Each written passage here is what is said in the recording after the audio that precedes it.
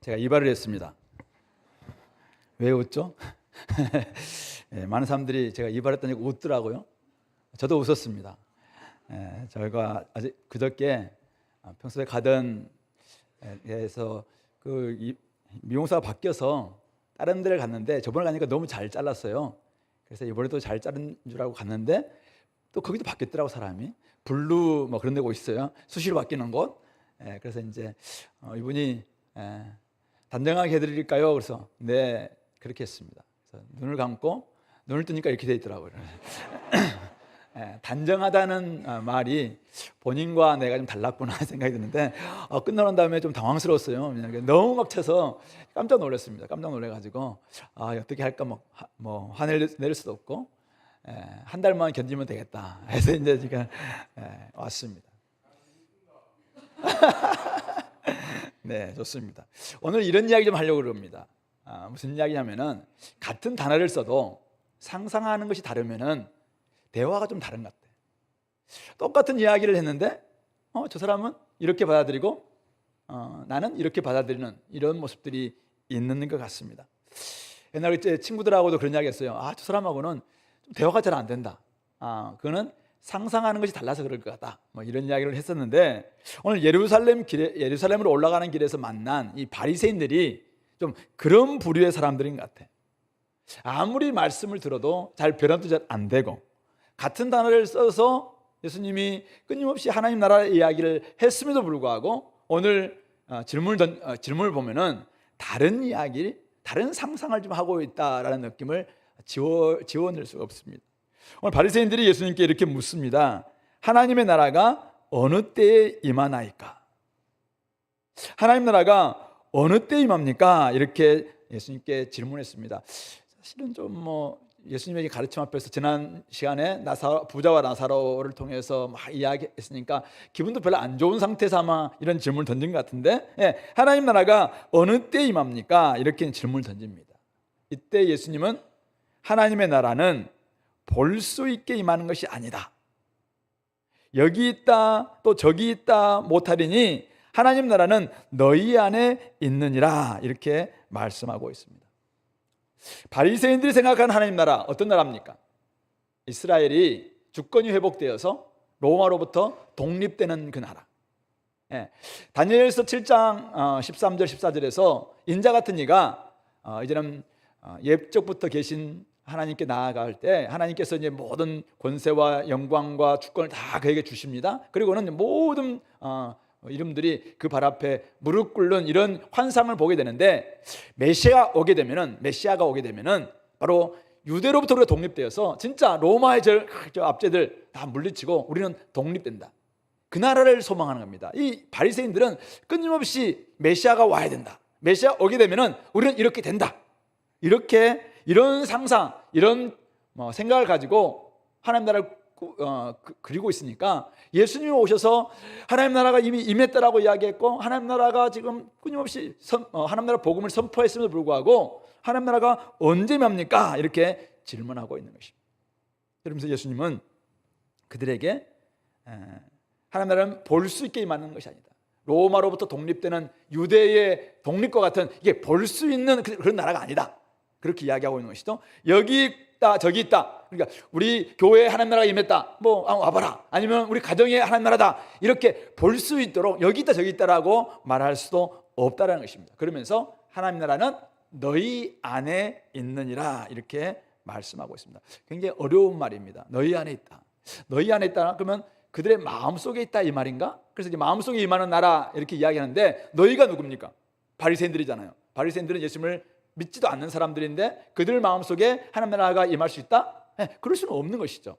그렇기 때문에 이 너희 안에 있다 이것을 이제 NIV나 이런 데 보면 with in으로 번역되어 있는데 거기에 관주를 보면은 어망이라는 단어를 써서 그래서 그들 가운데 계신 너희들 가운데 임했다 이렇게 해서 예수님의 인격과 사역 가운데서 임한 하나님 나라다 이렇게 이제 해석하는 부분들이 굉장히 좀 대세인 것 같습니다. 오늘 우리 이 바리새인들의 질문과 대답을 보면은 우리가 먼저 이 부분을 생각해 봐야 돼요. 먼저는 하나님 나라는 유대의 독립처럼 볼 수 있게 임하는 나라가 아니다라는 것입니다. 사람들의 삶 가운데 나타나는 하나님의 통치, 하나님의 주권, 즉 영적인 나라지. 이게 지금 우리가 볼 수 있는 저기 이스라엘이 하나님 나라든지, 아니면 우리 가정이 하나님 나라든지, 우리 주은혜 교회가 하나님 나라든지, 이렇게 볼 수 있는 어떤 실체, 이것을 지금 하나님 나라라고 말하는 것은 아니다. 그는 주권이고 통치다라는 이런 이야기를 먼저 하고 있습니다. 자, 그렇다면은 하나님 나라는 그러면은 먼 미래에 일어날 일인가? 그것은 아니라는 것이죠. 이미 너희 안에 있다라고 이야기하고 있습니다. 예수님을 메시아로, 예수님을 그리스도로 영접하는 바로 그곳에 하나님 나라가 이미 임할 수 있다, 이미 임했다라는 것을 이야기하고 있는 것이죠. 이것을 우리가 어디서 알 수 있냐면은 예수님께서 공생애를 시작할 때 마가복음에서는 이미 이제는 회개하라, 바로 하나님 나라가 임했다, 복음을 믿으라라고 이야기하면서 하나님 나라가 가까이 왔다라는 것을 이야기했고, 그 다음에 우리 누가복음에서는 우리가 누가복음을 4장에서 출발했었는데, 4장에 보면은 갈릴리 나사렛 회당에서 예수님께서 그들에게 이사야의 말씀을 쭉 이야기하고는 바로 이 주의 은혜가 이제는 여러분들 가운데 임했습니다, 응했습니다 라고 이야기합니다. 그렇게 하면서 예수님이 하나님 나라를 바로 이곳에서 임한 하나님 나라로 이야기합니다. 그러면서 예수님은 우리 산상수훈에서도 천국은 누굴 것인가, 천국 10년에 가는 사람들은 복이 있는데 천국이 그들의 것이다, 너희 것이다, 즉 하나님 나라가 이미 그들 가운데 10년에 가난한 사람들에게 임한다라는 것을 이야기하고 있습니다. 의를 위해서 핍박을 받는 사람들, 그런 사람들에게도 하나님 나라가 이미 임한다라고 이야기하고 있는 것이죠. 그런 점에서 하나님 나라는 이미 임하는 하나님 나라라는 것이죠. 이것을 우리 바리새인들에게 이야기를 합니다. 그리고는 함께 있는 제자들에게 다시 한번 제자들을 쳐다보시면서 제자들이 다시 이야기합니다. 자, 그런데 하나님 나라가 단지 현재성만 있느냐 이겠죠. 이미 임한 하나님 나라가만 있는가? 바로 하나님 나라의 미래성을 이야기하기 위해서 제자들에게 다시 한번 몇 가지를 경고를 합니다. 때가 이르리니 너희가 인자의 날 하루를 보고자 하되 보지 못할 것이다. 예수님께서 왕권을 가지고 막 통치하시는 이제 완성되는 하나님 나라를 그들이 막 기대할 것이지만은 예수님 이미 나중에 고난받고 그 다음에 부활 승천하고 난 다음에 한동안 계시지 않을 것이기 때문에 보지 못할 것이라고 이야기합니다. 그러므로 사람이 너희에게 말하되 보라 저기 있다, 보라 여기 있다, 그렇게 할 사람들이, 거짓 선지자들이 나와서, 거짓 그리스도들이 와서 내가 재림주라고 막 말하면서 여기 있다 저기 있다라고 주장하는 사람들이 반드시 올 것이라고 이야기합니다. 그러나 너희는 가지도 말고 그들을 따르지도 말라. 그들은 가짜다, 이걸 가짜다, 그 아니다라고 이야기하면서 뭐라고 이야기하냐면 번개가 하늘 아래 이쪽에서 번쩍이어 하늘 아래 저쪽까지 비친 같이 인자도 자기 날에 그러하리라. 인자가 오는 날은 번개가 번쩍인 것처럼 호련히 갑자기 등장합니다. 그런데 그날은 아무도 몰래 그냥 어느 날 보니까 이미 이만희가 재림주로 와 있다고 자기들이 막 주장하는데 그렇게 오지 않는다는 것입니다.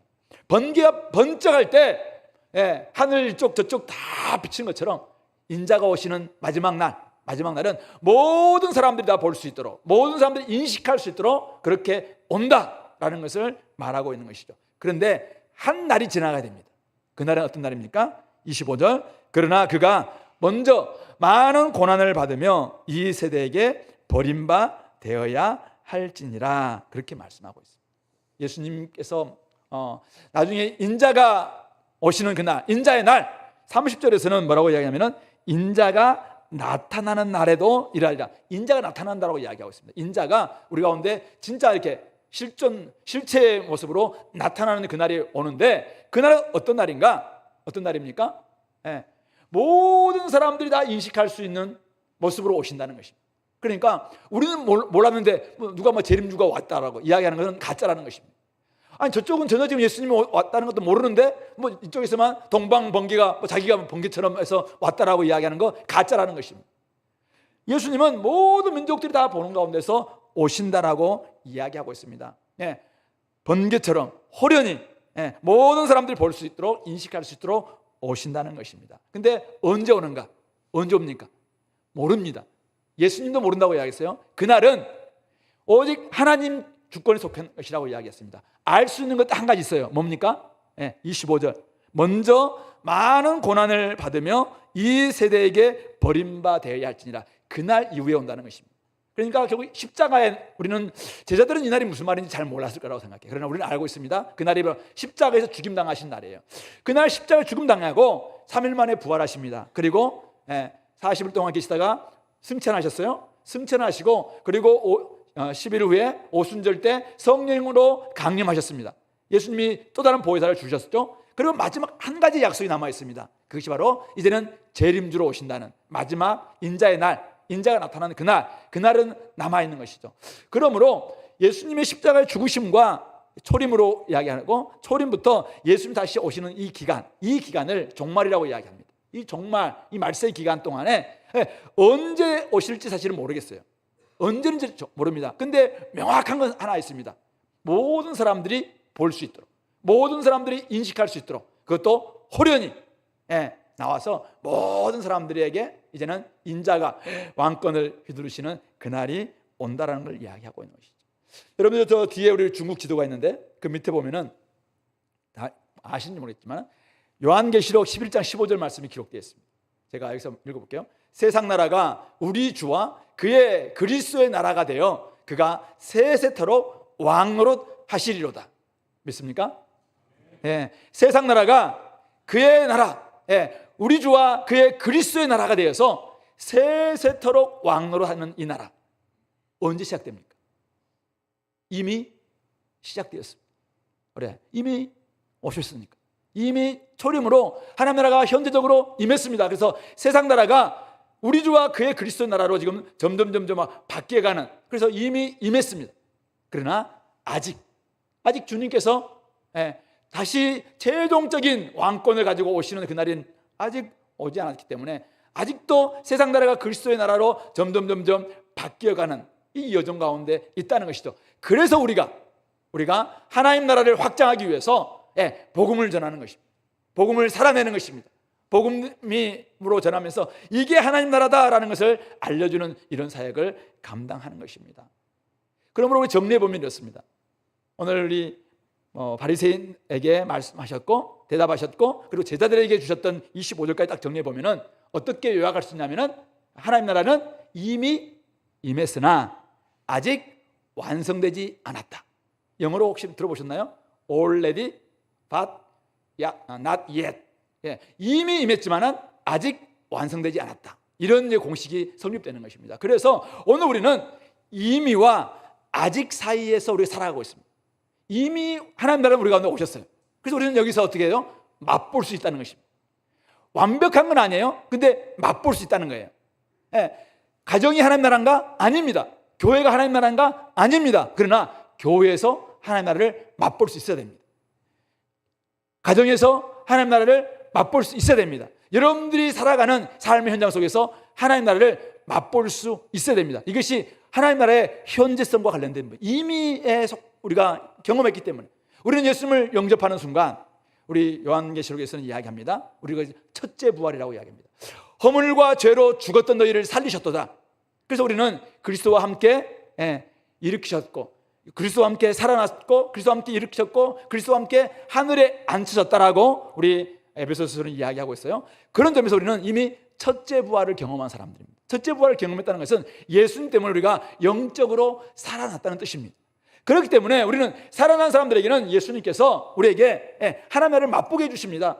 그래서 우리 로마서 5장에서 이야기하고 있는 것처럼 우리는 하나님과 우리 사이가 이제는 화평의 관계, 이 관계가 되었기 때문에 하나님 안에 늘 평화를 누리는 이런 관계가 돼야 되고 환난 가운데 즐거워하는 관계가 돼야 되고 영광을 바라보면서 즐거워해야 되고 이미 우리 안에 부어져 있는 그 사랑을 생각하면서 내가 진짜 사랑받는 존재이구나라는 걸 깨달아야 되고 나는 옛날에 저기 아담 안에 있던 우리가 그리스도의 안으로 바뀌었다는 신분이 바뀌었다는 것 때문에 우리는 굉장히 기뻐하는 삶을 살아내야 되는 것이죠. 이것이 바로 이미 우리 가운데 임한 하나님 나라를 경험하고 맛보는 모습이어야 되는 것입니다.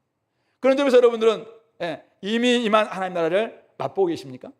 여러분들이 하나님 예수님을 영접했다면 이미 여러분들 삶 가운데 하나님 나라를 맛봐야 됩니다. 제가 한번 이야기했잖아요. 시골 살면서 맛배기 이게 너무 중요하다.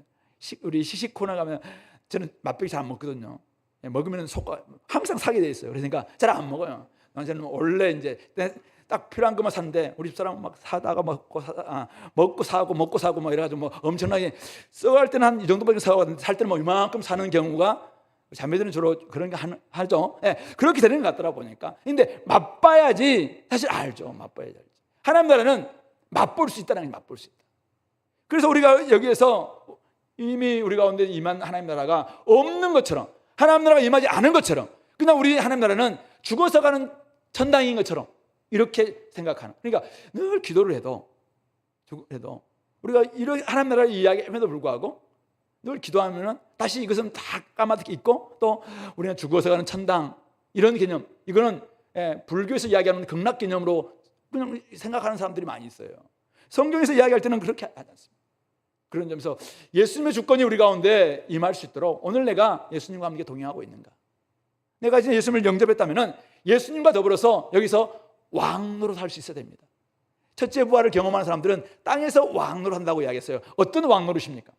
우리가 옛날에 그냥 저기 왕들 엄청난 주권과 권세를 가지고 권세를 휘두르는 이런 왕인가요? 예수님이 어떤 왕노릇 하셨죠? 우리나라에 오셔서 섬김의 왕노릇 하셨습니다. 철저히 자기를 내어주는 왕노릇 하셨습니다. 그런 왕노릇을 우리가 여기서 첫째 부활을 경험하는 사람들은 해야 하는 것, 이것이 하나님 나라를 보여주는 것입니다. 우리 하나님이 우리를 하나님 형상대로 지음받아서 땅 가운데 하나님 나라의 청지기로 우리 삼아주셨는데, 우리가 하나님의 나라를 잘 보여주지 못한 존재가 되었고 죄로 말미암아 타락해서 왜곡되고 말았습니다. 그러나 이제는 우리가 구원받아서 우리가 회복되고 있다면, 하나님 나라를 맛보고 있다면 어떻게 됩니까? 이제는 하나님의 형상이 점점 회복되고 새로운 피조물이 되었다면, 보라 새 것이 되었도다. 거짓말하는 사람들이 옳은 말을 하고 도둑질하던 손이 구제하고, 이제는 옛날에는 사기치고 둥치는 사람들이 이제는 베푸는 이런 손으로 바뀌는 것, 이게 하나님 나라를 맛보는 것이죠. 이게 하나님 나라를 여기서 보여주는 것입니다. 그런 사람들이 복음을 전할 때 하나님 나라가 우리 가운데 임했습니다, 이게 복음입니다 라고 이야기하는 거예요. 이게 예수님이 선포했던 천국 복음이고 오늘 우리가 경험하고 있는 천국 복음이어야 되는 것입니다. 예수님을 영접했다고 하는데도 불구하고 그냥 자기는 엉망진창으로 살면서 나는 죽어서 가는 천국 가겠대. 성경에 그런 개념이 어디 있어요? 성경은 그런 불교에서 나오는 이야기일지 몰라요. 근데 성경에는 그런 이야기는 없어요.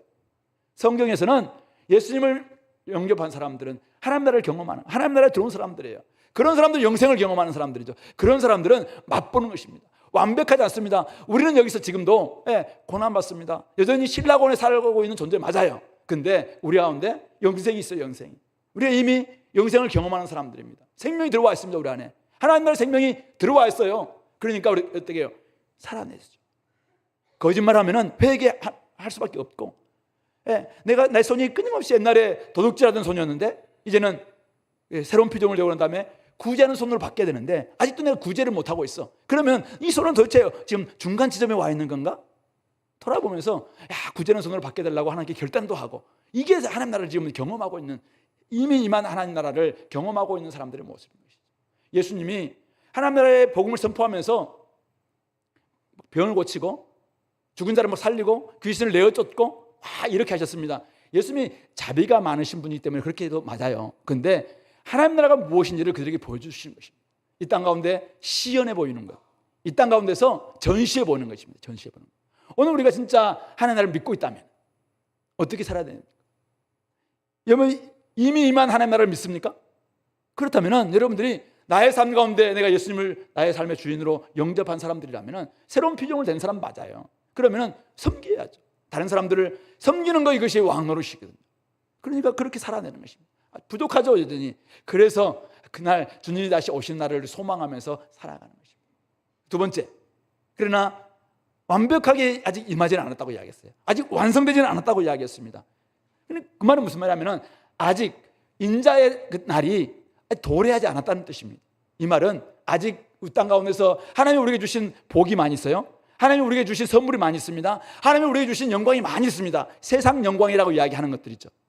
근데 이것이 하나님의 영광인 것처럼 착각하지 않는다는 것입니다. 근데 우리는 어떻게 하냐면은 이 땅에서 우리가 하나님 주신 복이 많이 있어요. 분복이라고 이야기하는 것들. 하나님 우리에게 많은 것을 주셨죠. 자비가 넘치신 분이 악인과 선인에게 막 비를 주시듯이 우리가 이 땅에 살아가니까 성실하니까 성실에 걸맞게 많은 복 우리에게 주셨습니다. 근데 그것이 하나님의 영광인 것처럼, 하나님 나라의 영광인 것처럼 착각하면서 거기에 빠져 사는 것입니다. 눈에 보이는 세상 나라가 다인 것처럼 그렇게 살아가는 이런 것은 아직도 도래하지 않은 인자의 날, 이날에 굉장히 방해가 될 수 있습니다. 나중에 한번 이야기하겠지만은 방해가 될 수 있습니다. 우리 19세기 때 과학기술이 굉장히 발전해가지고 점점 사회가 막 엄청 발전됐습니다. 점점 발전되니까 결국 이렇게 돼서 이 땅 가운데 천년왕국이 이루어질 수 있겠다. 그래서 천년왕국이 막 이루어져서 이 땅이 정말 과학기술 발전으로 말미암아 우리 인간이 정말 잘 사는 나라가 되겠네. 그리고 난 다음에 마지막 때 예수님께서 재림하실 것이라고, 이 후천년설인데요, 천년 후의 재림설인데 이 후천년설이 굉장히 팽배했었습니다. 그런데 1차 세계대전과 2차 세계대전이 딱 터졌습니다. 어떤 일이 벌어졌습니까? 인간이란 아무리 이성과 아무리 인간이 정말 만물의 영장이라고 이야기하지만은 인간이 정말 이렇게 악하구나, 자기밖에 모르는 존재구나, 그 수많은 사람들을 죽이는 이 전쟁을 할 수밖에 없는 존재구나, 그 앞에서 진짜 인간 다시 한번 정통으로 돌아갈 수밖에 없겠다, 신 앞에서 우리가 솔직해지자, 그런 것으로 바뀌면서 다시 한번 그 후천년설은 싹 사라지고 다시 한번 주님이 언제 오시는가, 주님이 와야지 이 땅 가운데 천년왕국이든지 무슨 하나님 나라든지 이루어질 수 있겠구나. 이것을 바로 천년 전 재림설, 그래서 그 전천년설이라고 이야기하는데, 그런 나라가 다시 이 신학이 또 들어오게 되는 것입니다. 무슨 이야기냐면은 우리 인간은 사실은 안 된다는 것입니다. 인간은 아무리 이성과 여러분들이 상식과 이것을 뛰어나고 많은 공부를 하고 박사학위를 몇 개를 가지고 간다 할지라도 까베로 보면은 속에 얼마나 더러운지 몰라요. 요즘 우리 연예인들 막 이렇게 사회에서 나누는 거 보면은, 아니 왜 저 사람은 저렇게까지 저렇게 삶을 사는가? 근데 가만 까메로 보면은 여러분들이 이 카메라 앞에 없어 그렇지, 여러분들 뒷모습 어떻습니까? 앞모습과 똑같나요? 사실 우리 인간은 믿을 수 있는 존재가 아니에요. 신뢰할 수 있는 존재가 아닙니다. 그래서 많은 사람들이 이야기하잖아요. 사랑할 수 있는 존재. 사랑해야지. 거기에 믿는 순간, 저도 너무 믿지 마세요. 사람을 너무 믿으면 실망할 수밖에 없어요. 아니 어떻게 교회가 이렇게 할 수 있느냐? 아니 교회가 아직 하나님 나라가 아니라니까요. 교회 안에는 아직도 인간의 이 죄성이 가득해 있는 그런 존재들로 득실되는 것이 사실은 옛날에는 더 심했던 사람들이죠. 근데 이만큼 바뀐 거예요. 이만큼 바뀐 거예요. 그런 사람들이 있는 곳이 교회라는 거예요. 그러니까 교회에 와서 너무 실망하지 마시고, 그러면서 교회를 통해서 어떻게 교회가 새롭게 회복될 것인가, 이것을 꿈을 꾸는 것, 그래서 주님이 오셔야 되겠구나, 이것을 소망하는 이런 모습이 되어야 된다는 것이죠. 저는 가장 이해 안 되는 게 뭐냐면은 재림주가 왔다고 해서 거기 막 공부만 했던 대학생들 또 막 교수들 이런 사람들이 와가지고 막 바치고, 아니 성경을 조금만 공부해보고 성경에서 이렇게 이야기함에도 불구하고 아직도 재림주, 아니 혹시 이만희가 그런 모습이 재림주 같아요? 만약 이만희 같은 사람이 재림주라면 저는 안 믿겠어요 진짜. 그런데도 불구하고 지금도 이걸 그냥 믿고 따라하고 모든 걸 바치고, 이런 존재가 왜 이렇게 되냐. 이 땅에서 이루어지고 있는 것을 자꾸 하나님의 영광인 것처럼 착각하기 때문에 그렇다는 것입니다. 세상 영광이 하나님의 영광인 것처럼 정신을 잃은 사람들도 있습니다. 아직 완성되지 않았습니다. 여전히 신라곤입니다. 그런 점에서 마지막 때 번개처럼 번쩍 호련히 모든 사람들이 다 보는, 인식할 수 있을 정도로 그때 오실 것입니다. 그런 점에서 이미와 아직 사이를 살아가고 있는 저와 여러분들, 긴장 가운데 있어요. 긴장 가운데 살아가고 있는데 이미 하나님 나라를 경험해야 돼. 근데도 불구하고 아직 하나님 나라가 아닙니다. 이 속에서 우리는 때로는 참 많은 부분들을 분투해야 되고, 또 영적인 싸움이 필요합니다. 자기를 쳐서 복종시키는 싸움도 필요하고, 내가 이렇게 이기적이었다고 이렇게 생각하면서 회개하는 이런 싸움들이 먼저 일어나야 됩니다. 이런 싸움을 하되 어떻게 준비하면 좋겠는가? 오늘 두 가지를 좀 이야기하고 있습니다. 오늘 26절부터 30절이 첫 번째는 뭐냐면은 일상생활 속에서도 깨어있자. 이게 첫 번째 준비입니다. 자, 오늘 주님께서 뭐라고 이야기합니까? 26절, 노아의 때와 된 것과 같이 인자의 때에도 그러하리라. 자, 노아의 때 어땠는지 우리 27절 말씀 같이 한번 읽어볼까요? 노아가 방주에 들어가던 날까지 사람들이 먹고 마시고 장가들고 시집가더니 홍수가 나서 그들을 다 멸망시켰으며. 노아의 때 어떤 일이 벌어졌습니까? 노아가 방주에 들어가던 날까지 120년 동안 하나님이 노아에게 마지막 때에 온다, 홍수 심판이 있을 것이다 라고 말씀했던 것이 120년 전입니다. 그런데 120년 동안 사람들은 어떻게 지냈냐면은 오늘 이렇게 이야기합니다. 먹고 마시고 장가들고 시집가는 것.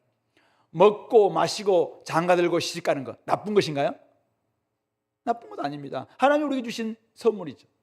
하나님이 우리에게 주신 분복입니다. 사람들은 먹고 마시고 시집가고 장가갔습니다. 세상은 평온했습니다. 물론 죄악이 관영했죠. 관영했지만 사람들 평온했습니다. 어디에도 번개 번쩍하는 모습도 없었고 주님이 오신다는 징조도 별로 보이지 않았습니다. 오직 노아만이 저기 아라랏산 산 꼭대기에서 열심히 방주를 만드는 그런 일만 감당을 했습니다. 일상 사람들은 먹고 마시고 시집가고 장가갔습니다. 그것이 나쁜 것도 아니니까.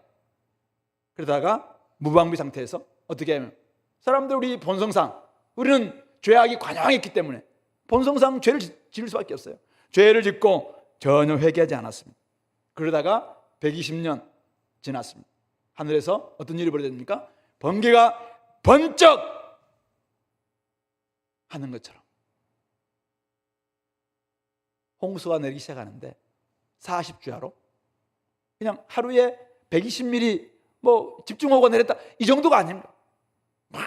모든 샘들이 다 터지고 하늘로부터 모든 것이 다 쏟아지는 것 같은, 그러니까 방주의 문을 열어둘 수가 없어요. 그래서 그날 방주의 문을 닫을 수밖에 없어요. 방주의 문이 딱 닫혔고 홍수로 말미암아 모든 사람들이 멸망하고 말았다는 것입니다. 깨어있지 않았기 때문에 시집가고 장가가고 먹고 마시고 나쁜 일을 한 게 아니에요. 이거는 좋은 일이에요. 일상생활이잖아요. 일상생활 하는데 그냥 깨어있지 않은 거죠. 이 날이 계속될 줄 아는 것이죠. 두 번째, 롯의 때와 같으리니 여기도 이렇게 하면 조금 더 더 많은 일을 하는데 사람들이 먹고 마시고 사고 팔고 심고 집을 짓다니. 물론 시집가고 장가가기도 했을 거예요. 근데 롯이 소돔에서 나가던 날에 하늘로부터 불과 유황이 비 오듯 하여 그들을 멸망시켰느니라. 인자가 나타난 날에도 이러하리라. 사람들은 일상적인 삶을 그대로 살았습니다.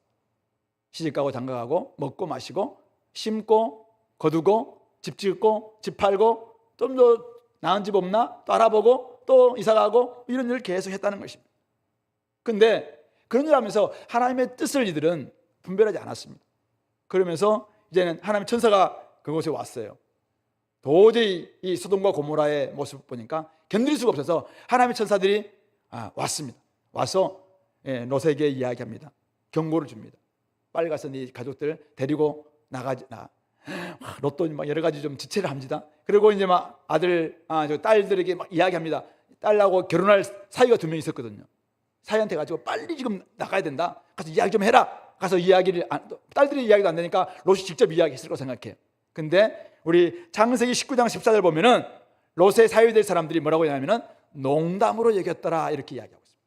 농담으로 여겼다는 것입니다.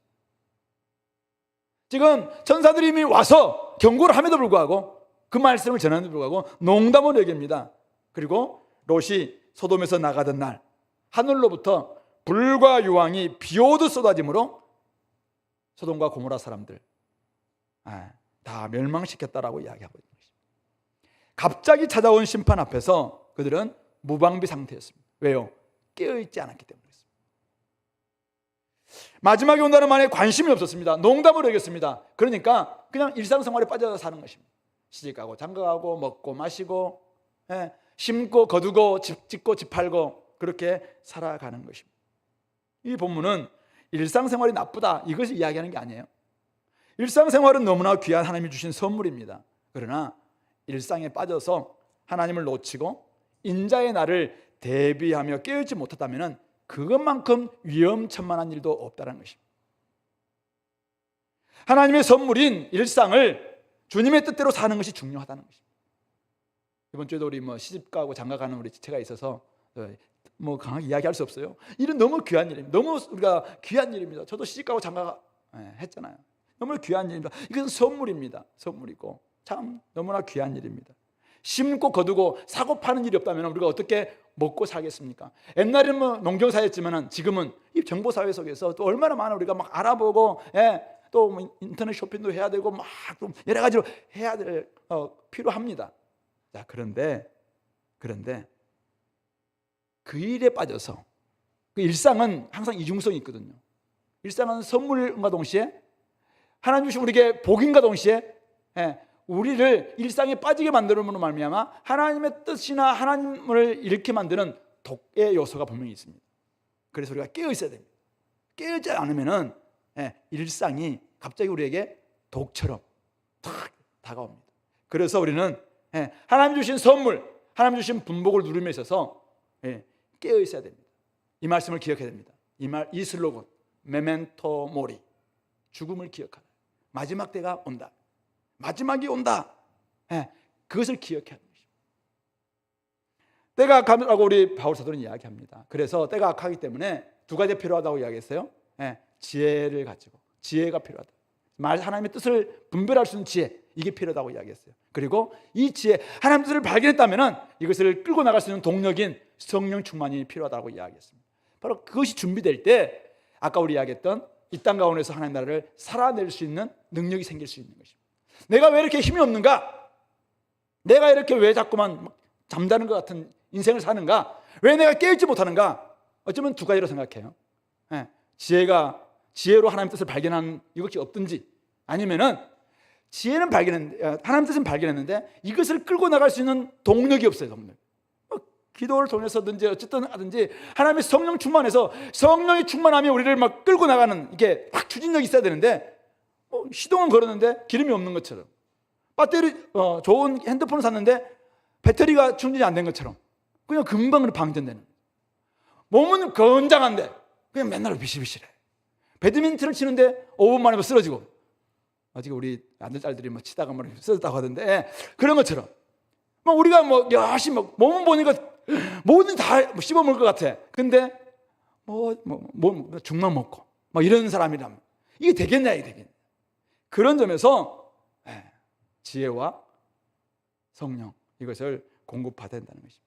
혹시 일상에 빠져서, 일상에 바빠서 하나님의 뜻도 잃고 잊어버리고 또 깨어있지 못하고 있다면 갑자기 임하는 인자의 그날, 언제일지 모르겠어요. 내일이 될지 아니면 내년이 될지, 요즘 봐서는 몇십 년이 될지, 제 몸 상태를 봤을 때는 한 내년쯤 왔으면 좋겠다는 생각이 드는데, 근데 여러분들을 생각한다면, 우리 아들, 딸을 생각한다면 한 30-40년 뒤에 왔으면 좋겠다. 근데 우리 아들들 늘 이야기더라고. 예수님 왜 안 오시는 거냐고, 안 오는 거 아니냐고 이야기하는데, 오신다고 이야기했어요. 오신다고 이야기했으니까 오실 거예요. 근데 그날 올 때까지 내가 깨어 있을 수 있겠는가? 깨어 있을 수 없다면 어떻게 합니까? 깨어 있을 수 있는 좀 사람들만 생겨야 되겠죠. 어떻게든 나를 좀 깨워달라. 그래서 가는 길, 가는 방향 맞는지 한번 점검해보고, 함께 내가 가면 도저히 못 가겠다. 그때는 같이 갈 수 있는 사람들 옆에 좀 대동하십시오. 그렇게 해서 나를 좀 깨워달라. 야, 내가 이렇게 가다가 내가 끝까지 갈 수 있겠나? 내가 보니까, 내 상태로 보니까 잘 못 갈 것 같다. 나를 좀 함께 해달라. 그렇게 하는 거죠. 그런 점에서 여러분들 깨어있는 게 가장 중요하다. 두 번째는 31절부터 37절은 믿음의 길을 가되 뒤로 돌이키지 말아야 된다는 것입니다. 오늘 여기 보면은 그날에 만일 사람이 지붕 위에 있고 새가 는 그 집안에 있으면은 그것을 가지러 내려가지 말 것이요, 밭에 있는 자도 그와 같이 뒤로 돌이키지 말 것이니라. 우리 마태복음이나 여기서는 유대 전쟁을 배경으로 해서 이제는 예루살렘 멸망 시점 속에서 이 말씀을 하고 있거든요. 멸망이 지금 막 로마 군대가 쳐들어오고 있습니다. 근데 내가 지금 막 도망쳐야 되잖아요. 산에 가서 숨고 토굴에 가서 숨고 막 이렇게 해야 되는데, 집안에 있는 새가니 너무 아까운 거 있어요. 그 가지러 가다가 로마 군대 잡히면 죽음 당할 수밖에 없지 않겠습니까? 우리가 지금 믿음 생활을 시작했어요. 주님을 믿고 이미 이만 하나님 나라에 들어와서 지금 딱 걸어가고 있는데, 아직도 저 부자처럼 그 재물이 늘 생각나는 거예요. 그래서 그거 가지러 막 새가 가지러 가는 거예요. 지금 막 하나님이 오시면, 주님이 오시는데 아직도 내 마음이 옛 생활에 마음이 쏠려서 그 가지로 막 가는 거예요. 밭에 있고 지금 지붕에 있어 어떻게든 주님 앞에만 나가야 되는데 그 길로 좀 가야 되는데 쟁기를 지금 쥐고 쫙 가고 있는데 자꾸 뒤로 돌아보는 거예요. 뒤로 돌아보고 내가 잘못 온 게 아닌가. 왜 주님은 아직 안 오시지? 내가 지금 잘못 온, 저 친구들은 다 지금 잘 나가고 있는데 나는 지금 뭐 하고 있는 거지? 내가 지금 4년 동안 선교단체 하면서 주은혜 교회에서 선교단체처럼 이렇게 생활했는데 난 친구들은 다 뭐 어학연수 갔다고 뭐 하고 뭐 앞날이 한데 나는 잘못된 거 아닌가? 자꾸 뒤로보면서 이제는 포기하고 나도 저들을 따라갈까? 뭐 이런 마음이 생기는 거죠. 그렇게 하지 말라고 이야기하고 있는 것입니다. 자, 그렇게 하지 않기 위해서는 두 가지를 기억해야 됩니다. 첫 번째는 로세처를 기억해야 됩니다. 지금 로세처를 기억하는 것입니다. 주님의 길을 걷고 있다면 로세처 어떻게 됐는가? 늘 로세처를 기억하는 거예요. 그가 지금 엄청난 불과 유황이 떨어지는 그날 그 집에 두었던 그게 뭐라고? 그거 생각하면서 뒤를 보다가 돌기둥이 되었다는 그 로세처. 제자의 삶을 살아올 때 우리는 모든 것을 버리고 나를 따랐다, 주님을 따랐습니다라고 고백하지 않았습니까? 근데 지금 내가 주님의 길로 걸어가고 있는데 불구하고 영원한 것을 위해서 영원하지 않는 것을 내가 버린 정말 그 선교사님처럼 나도 한번 이 길로 가겠다 해서 내가 버리고 영원한 것을 지금 가고 있는데 자꾸만 생각이 나요. 옆에 사람들을 보니까 그거 막 챙기고 있거든요. 그러니까 나도 뭐 챙길까? 계속 뒤로다 보는. 그러니까 제발 로세처를 기억해라. 우리가 지금 살아갈 때 내가 지금 자꾸 뒤를 돌이키고 있습니까? 자꾸 뒤로 돌아보면서 내가 좀 후회되고 막 잘못 산 것처럼 이런 생각하는 사람들, 로세처를 기억하라는 것입니다. 두 번째는 마지막 날에 분명한 분리가 일어난다는 점을 기억하시는 것입니다. 오늘 34절이죠. 그 밤에 둘이 한 자리에 누워 있음에 하나는 데려감을 얻고 하나는 버려둠을 당할 것이다. 두 여자가 함께 맷돌을 갈고 있음에 하나는 데려감을 얻고 하나는 버려둠을 당할 것이다. 36절은 우리 개역개정은 없는데 어떤 사본에는 있어요. 어떤 사본에 보면은 두 사람이 밭에 있음에 하나는 데려감을 당하고 하나는 버려둠을 당할 것이다. 우리 개역개정의 번역은 조금 해석된 번역이죠. 그래서 데려감을 당한다는 것은 좋은 것 좋고 버려둠을 당한다 이것은 나쁜, 그러니까 버려둠을 당하는 것이 이건 심판이구나 이렇게 생각할 수 있도록 번역된 거예요. 근데 이것에 대한 해석은 두 가지가 있습니다. 그러니까 만약 하나님 나라가 이 땅에서 이루어진다라고 한다면은 데려감을 당하는 사람들은 불못에 던져지기 위해서 데려가기 때문에 그들이 사실은 멸망당하는 사람이에요. 여긴 버려둠, 남겨둠을 당하는 사람들이 도리어 새로운 몸으로 부활해서 하나님과 영원 복락을 누리게 될 것입니다. 그런데 만약 그렇지 않고 또 다른 현적으로 데려감을 당하는 사람은, 데려가는 사람들은 왜 데려가는가? 주님께서 오실 때 우리 데살로니가전서를 보면은 공중에서 주님께서 먼저 오신다고 이야기했어요. 그때 우리는 먼저 올라가서 그분을 영접합니다. 왜냐하면 귀한 분이 오실 때 우리가 영접하기 위해서 올라가는 것처럼 함께 올라가서 예수님이 이전에 죽었던 사람들과 성들과 함께 오시는 그분을 맞이해서 다시 내려온다는 것이죠. 그런 점에서 데려간다는 것은 그분을 영접하기 위해서 데려간다는 의미에서 데려감이 아마 구원이다 이렇게 해석할 수 있는 거예요. 중요한 것은 뭐냐면은 데려감이 뭐 구원이든 아니면 버려둠이 구원이든 간에 어떤 사람은 구원, 어떤 사람은 멸망, 이 영원한 분리가 있다라는 것을 이야기하고 있는 것이죠. 그러니까 제자들이 어디서 이런 일이 벌어집니까? 죽음 있는 곳에는 독수리들이 모이느니라. 참 어려운 이야기입니다. 예수님의 이야기가 속담이기도 하고 아니면 어떤 선문답 같은 모습인데요. 죽음 있는 곳에는 독수리들이 모인다. 지금 시체들이 가득한 그거에 독수리들, 그래서 이제 막 파먹고요. 그래서 모일 수밖에 없다는 것이죠. 악인이 버려진 곳, 악인을 데려간 그곳은 끔찍한 징계 장소, 멸망의 장소가 될 것이다. 이렇게 이야기합니다. 유진 피터스는 이 부분을 이 메시지 성경에서 이렇게 번역하고 있더라고요. 독수리들이 맴도는 것을 잘 보아라. 독수리들이 먼저 시체를 찾아낼 것이다. 그 일은 내 죽음 주위에서 시작될 것이다. 무슨 말입니까? 예수님의 죽음, 예수님의 죽음으로부터, 예수님의 죽음을 통해서 우리는 영생을 얻게 됩니다. 예수님의 죽음을 통해서 우리는 새로운 삶을 얻게 됩니다. 그러면 우리에게는 독수리들이 와서 우리를 파먹는 그런 일은 없을 겁니다. 그러나 그렇지 않고 예수님의 죽음을 피한 사람들, 예수님의 죽음과는 자기는 상관없다고 생각하면서 그냥 살아가는 사람들, 그들에게는 진짜 죽음이 찾아오는 겁니다. 영적 죽음 상태이기 때문에 진짜 죽음이 찾아온다라고 이야기하고 있는 것이죠. 예루살렘 성전이라고 안전하지 않습니다. 권력 가지고 있다고 안전하지 않습니다. 돈이 많다고 안전하지 않습니다. 영적으로 죽어 있다면 그곳에는 심판이 따라올 수밖에 없다라는 것을 말씀하고 있는 것이죠. 바리새인들처럼 옛 성전, 율법 늘 사로잡혀 있으면서 이미 오신 예수님을 영접하지 않음으로 말미암아 하나님 나라, 이미 임한 하나님 나라에 들어가지 않은 사람들, 첫째 부활을 경험하지 않는 사람들에게는 둘째 사망, 영원한 심판, 영원한 멸망 임할 수밖에 없다라는 것을 분명하게 말씀하고 있는 것입니다. 그런 점에서 여러분들 지금 이 길을 걸어가고 있습니까? 후회된다 할지라도 후회된다고 여러분들 좀 내려가면 안 돼요. 여러분들이 SRT 부산행 티켓을 타고 가고 있다면 막 중간에 막 연착도 되기도 하고 어떨 때는 막 전기 때문에 막 좀 안 가기도 하고 좀 천천히 가고, 아니 SRT가 왜 이렇게 늦어 하면서 내리고 그러면 부산 못 가는 거예요. 물론 우리의 구원이 이 예화라는 게 항상 좀 어떤 허점이 있어요.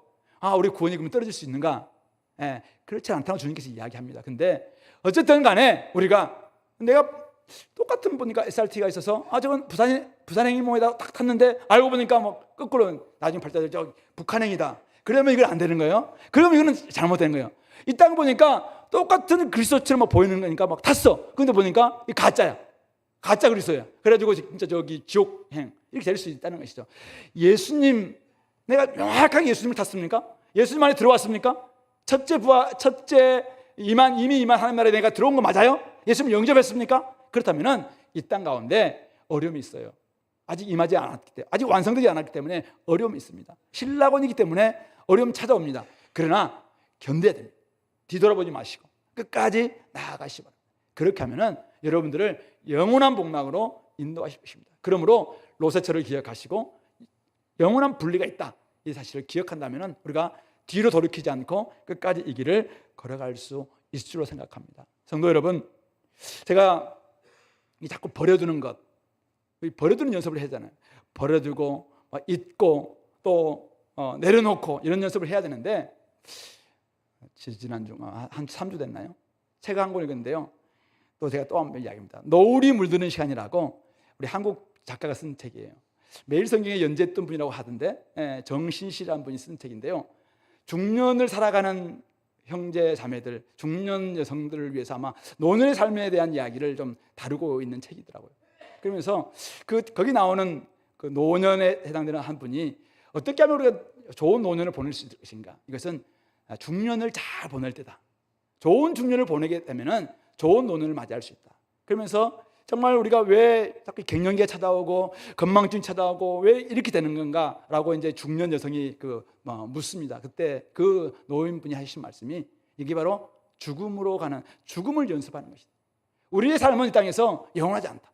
그렇기 때문에 우리는 죽음으로 가야 되는데 자꾸 내려놓는 것이다. 자꾸 까먹기도 하고 몸도 이렇게 아프기도 하고, 이것은 지금 죽음으로 가는 것을 연습하고 있는 것이다. 이것을 우리가 생각하면서 그냥 끊임없이 우리의 믿음을 가지고 나아가야지, 우리는 언젠가는 이 땅이 끝난 날이 온다, 인자가 오신 날이 있다라는 걸 생각하면 나아가야지, 내가 좀 아프고 건망증이 생기고 그렇다고 해서 자꾸 그냥 10대로 20대로 돌아가려고 해본들 그거 될 수 없다는 것이죠. 그런 점에서 좋은 중년을 잘 보내는 것, 이것이 좋은 노년을 맞이하는 것이고, 좋은 노년을 잘 보내는 것이 결국은 좋은 인자의 날을 맞이할 수 있는 길이다, 이렇게 말씀드릴 수 있을 것 같습니다. 그런 점에서 혹시 지금 여러분 자신 한번 돌아보시면서, 대학생들은 그렇지 않겠지만은 주님을 떠나 있으면서 내가 잘 살고 있다라고 착각하는 사람들, 주님과 관계가 별로 좋지도 않으면서 깨어지도 않으면서 나는 안전하다 이렇게 생각하시는 분들이 혹시 있다면은 그런 부분에 있어서 다시 한번 돌아봤으면 좋겠습니다. 이미 임한 하나님 나라를 경험하고 거기에서 내가 예수님의 뜻대로 살고 예수님을 맛보고 예수님과 누리는 평안을 진짜로 경험하게 될 때, 아직 완성되지 않은 하나님 나라 곧 오십니다. 언제 올지 모르겠어요. 그러나 오시는 그날 확실히 그 나라에서 영원 복락을 누리게 될 것입니다.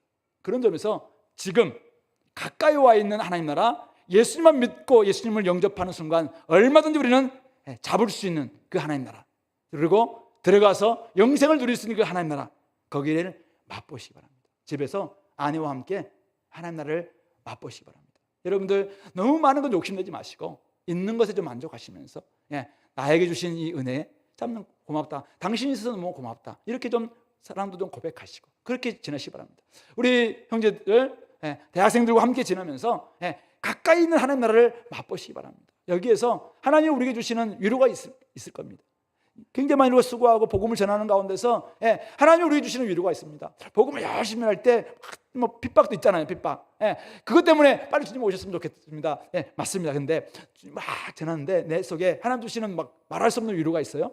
이런 위로를 많이 경험하시기 바랍니다. 이게 하나님이 우리에게 주시는 위로입니다. 이게 하나님 나라는 성령 안에서 의와 평강과 희락이라고 이야기했어요. 그것을 여기서 좀 맛볼 때 진짜 우리가 그날을 소망할 수 있고 그날에 대한 대망, 소망, 기대를 가지고 살아갈 수 있지 않을까 생각합니다. 그런 점에서 우리 공동체가 이미 임한 하나님 나라를 맛보시면서 인자의 날을 기다리는, 깨어있고 뒤로 돌아보지 않고 앞으로 갈 수 있는 우리 공동체 될 수 있기를 간절히 소망합니다. 같이 기도합시다. 우리 말씀을 좀 기억하시면서 하나님 아버지, 이미 임한 하나님 나라, 그러나 아직 완성되지 않은 하나님 나라, 내가 이 가운데 살아가는데 하나님 늘 깨있게 도와주시옵고 뒤돌아보지 않고 아버지는 주님을 위해서 살아갈 수 있는 은혜 달라고 같이 한번 기도하겠습니다.